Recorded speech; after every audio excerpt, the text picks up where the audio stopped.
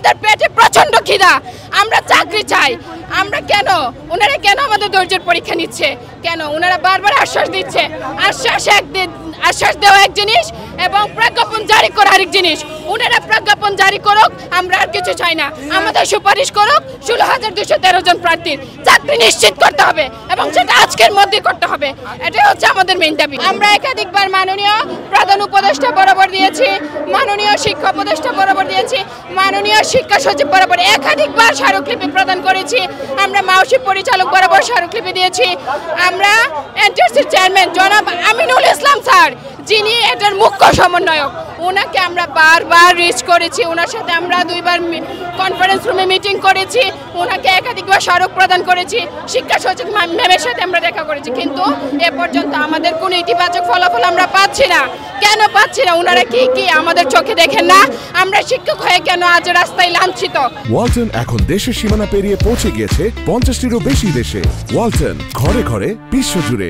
সমাজের নিগ্রহের শিকার হচ্ছি কেন? এই জবাব আমাদের কে দিবে? ওনাদের নীতিমালায় আছে, যদি শূন্যপদ থাকে 3 মাস অন্তর অন্তর ওনারা বিজ্ঞপ্তি প্রকাশ করে সেই শূন্যপদের শিক্ষক সংকট দূর করবে। কিন্তু আজকে দেশের মধ্যে শিক্ষক সংকট থাকা সত্ত্বেও ওনারা কেন শিক্ষক সংকট থাকা সত্ত্বেও আমাদের নিয়োগ প্রদান করছে না?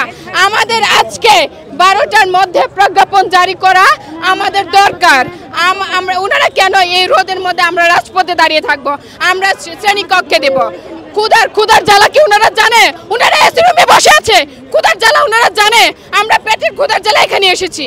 আমাদের 16,213 জন প্রার্থীকে চাকরি নিশ্চিত করতে হবে। এসি রুমে বসে দিক নির্দেশনা দেওয়া এক জিনিস, ক্ষুধার নিবারণ করা আরেক জিনিস। আমাদের পেটে প্রচন্ড খিদা, আমরা চাকরি চাই। আমরা কেন ওনারা কেন আমাদের ধৈর্যের পরীক্ষা নিচ্ছে? কেন ওনারা বারবার আশ্বাস দিচ্ছে? আশ্বাস দেওয়া এক জিনিস এবং প্রজ্ঞাপন জারি করা আরেক জিনিস। ওনারা প্রজ্ঞাপন জারি করুক, আমরা আর কিছু চাই না। আমাদের সুপারিশ করুক 16,213 জন প্রার্থীর চাকরি নিশ্চিত করতে হবে এবং সেটা আজকের মধ্যে করতে হবে। এটাই হচ্ছে আমাদের মেইন দাবি। ওনারা সিদ্ধান্ত আসবে, আমাদের পরবর্তী কর্মসূচির কথা ওনাদের সিদ্ধান্তের উপর ডিপেন্ড করবে। আমরা জানি ওনারা আমাদের অভিভাবক, আমাদের পেটের খিদা নিবারণ করবে। আমরা চাই ওনারা আমাদের 16,213 জন প্রার্থীকে নিশ্চিত করতে।